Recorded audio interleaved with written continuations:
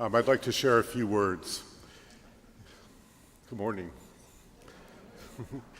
If we appear to seek the unattainable, then let it be known that we do so to avoid the unimaginable.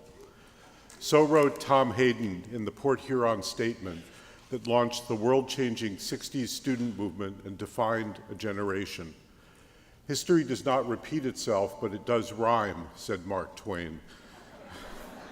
In today's resonant era of epic change, the unimaginable is the perfect storm of climate disruption and extreme global inequality, dissembling our brittle global civilization. Our challenge is to imagine our way out of the unimaginable. As mythologist Michael Meade reminds us, the deepest power of the human soul is imagination. When human beings bring imagination to the situation, we join the agents of creation. The years from now through 2020 will be the decisive window to reimagine civilization in the age of nature, to begin to reverse climate disruption, restore the natural systems on which all life depends, and effectively address global inequality and injustice. The solutions residing in nature surpass our conception of what's even possible. Nature has a profound capacity for healing and regeneration. We're learning to work with nature to heal nature, and in the process, to heal ourselves. But this transformation will take far more than technical solutions. It calls for a fundamentally different way of seeing and being.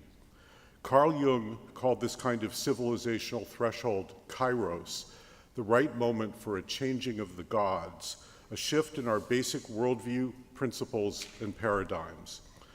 We're living in a time of great awakening, the realization that everything's connected, that ecological healing and social justice are one notion, indivisible. We can have peace with the earth only when we practice justice with each other, a process that will never end. If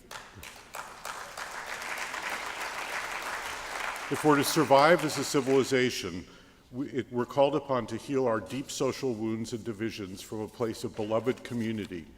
Today, that beloved community extends beyond the human to the entire Earth community. 27 years ago, the founding premise of Bioneers was that the solutions are largely present, or at least we know what directions to head in. Today, that's both more and less true. On the one hand, a growing constellation of visionary innovators has illuminated a landscape riotously alive with solutions both visionary and practical. We're way down the pike, blazing new directions, some of which are starting to move the mainstream. On the other hand, unattended problems such as climate disruption have morphed into predicaments with no ready fix or near-term solution. Like the sorcerer's apprentice, we've unleashed forces far beyond our control. Global weirding is unraveling life as we've known it. Everything is going to change. The only question is how. That's where we come in. What we're witnessing today is a genuinely unprecedented conjunction of movements. People are coming together across diverse issues and difficult differences to make common cause to restore nature and our human communities. Colette Pichon-Battle of the Gulf Coast Center for Law and Policy puts it this way: people are saying, I see you, I hear you, let's work together to figure this out. To really advance equity, the climate movement needs to meet the Black Lives Matter movement. The gender justice movement needs to meet the indigenous movement. We've got to start intersecting on purpose. Thank you.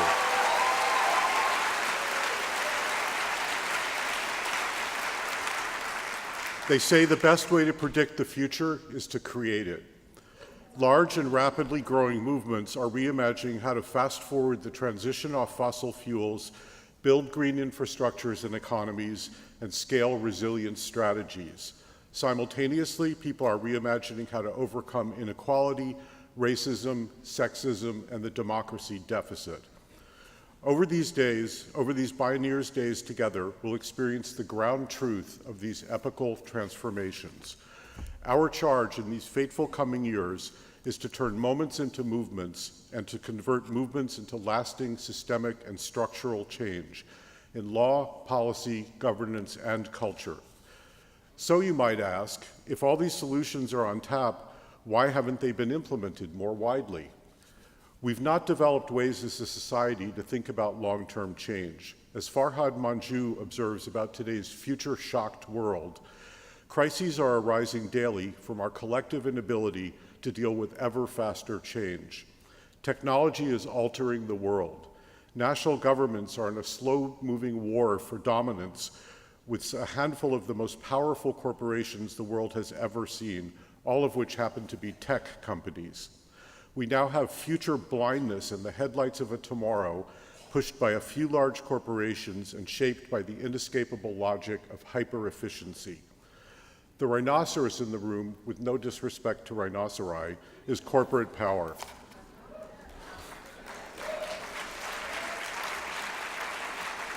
The level of corporate and financial concentration is utterly unprecedented. We're living on a giant monopoly board. 10 asset management firms manage about $20 trillion globally, an outlandish and unparalleled concentration of capital. 10 corporations control virtually all US military contracting, half the semiconductor and chip markets, and 73% of global auto sales. 8 companies own nearly all US broadcast and cable networks. 5 banks control about half of all US banking assets, higher than in 2008, by the way. 4 corporations own 83% of the beef market and 60% of the hog and broiler chicken markets. 3 control 99% of the US pharmaceutical market. 2 dominate aircraft manufacturing, and 1, Google, has up to 90% of online searches globally outside China. If you're waiting for a partridge in a pear tree, the list goes on and on and on. When people say free markets, ask if free is a verb.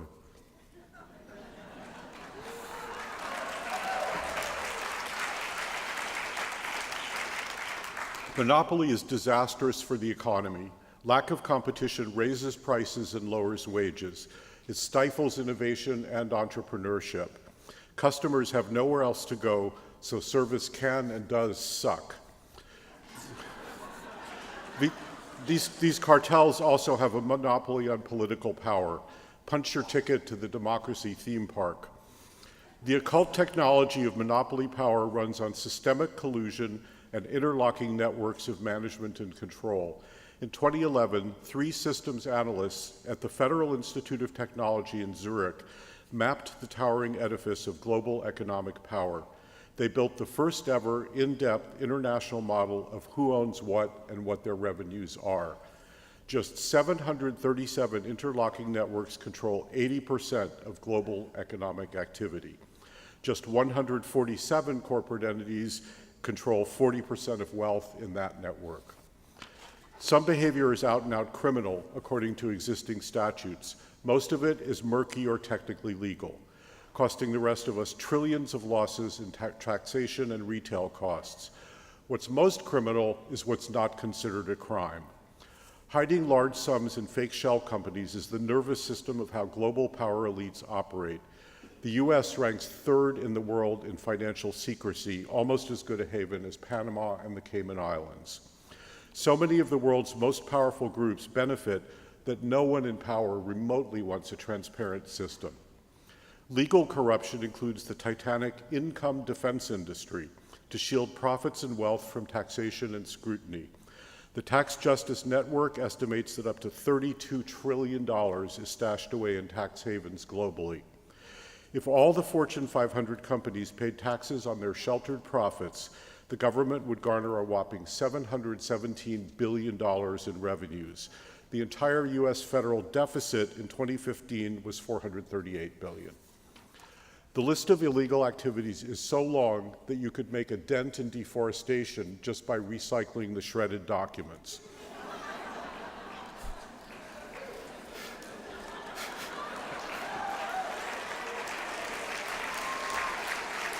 Thank you.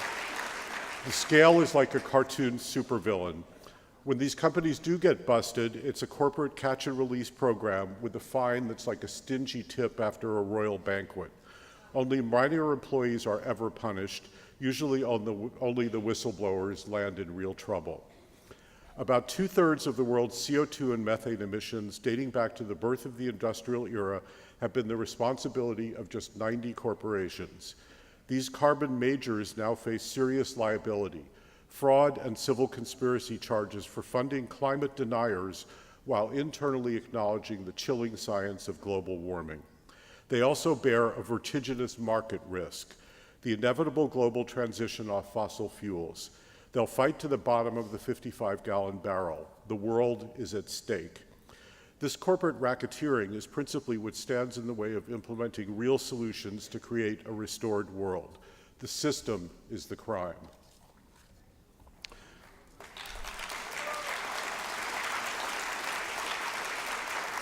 The only way to arrest a vicious cycle is with an intervention. Too big to fail or too big to jail means too big and go to jail. A growing movement is rising to revoke corporate personhood and corporate rights. A complementary movement is seeding a distributed clean economy with democratized ownership founded in values of ecological well-being and the public good. As Buckminster Fuller Institute Board Chair David McConville points out, scientists warn that we're tipping towards the unknown in a high-stakes game of unwittingly crossing planetary boundaries of the safe operating space of humanity. When we return to our senses, we actually find this is still the only place we've discovered that supports life. We're all indigenous earthlings. It's objectifying and commodifying nature that has led us to this precipice of the unimaginable.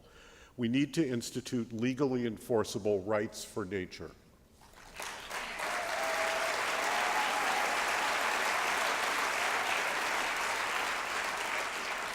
Meanwhile, our very understanding of nature is undergoing an epochal paradigm revolution. Says anthropologist Jeremy Narby, scientists are starting to talk like shamans, and shamans are starting to talk like scientists. Science has looked at nature as a bunch of objects that do things automatically without intelligence or consciousness. What shamans and indigenous cultures have long been saying is increasingly confirmed in scientific research. There are persons in these other beings with intelligence, intentions, and consciousness. Over the past 2 decades, there's been a revolution in vegetal biology. Science now shows that plants appear to be sentient beings. They perceive light, smell, touch, water, and many more variables than we do. They can learn, remember, and communicate. They exhibit the traits that we associate with personhood. Experimental science has confirmed that plants can see when you're standing next to them and the color of your shirt. They don't have eyes, but they have the same photoreceptor proteins all over their bodies that humans have at the back of the retina. Plants don't have brains, but they translate information into electrical chemical signals in their cells identical to the ones used by our own neurons. A plant may not have a brain, but it acts like a brain, says Narby. The word neuron comes from the Greek for vegetal fiber. Neurons actually look like the cut of the inside of a plant. Research over the past 30 years has illuminated a profound intelligence throughout nature. Dolphins and many other animals recognize themselves in a mirror, long a scientific measure of intelligence. Pigeons have better memory for paintings than do college students. Sheep have better memory of human faces than humans have. Bees that are invertebrates with brains the size of a grain of sugar can consistently process abstract concepts in tests that require perceiving sameness and difference. It's true. But you got to give it up for slime molds.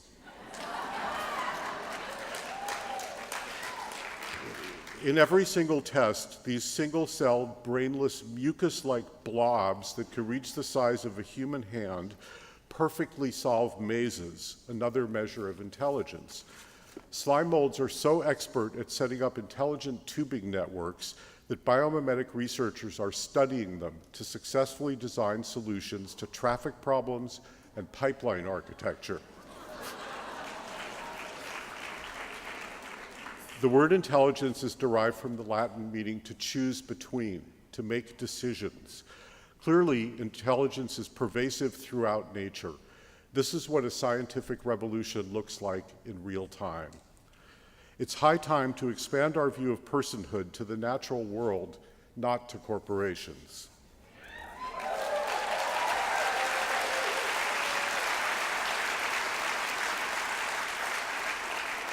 As Jeremy Narby concludes, there seems to be intelligence in nature, but there certainly is stupidity in culture. All kinds of poor decisions are made by human beings. An intelligent species does not eat itself out of house and home and pollute its own home. We're a young species whose capacity to store knowledge in culture and language turbocharged our capacity to dominate other species. It's like an adolescent being promoted to President of the United States.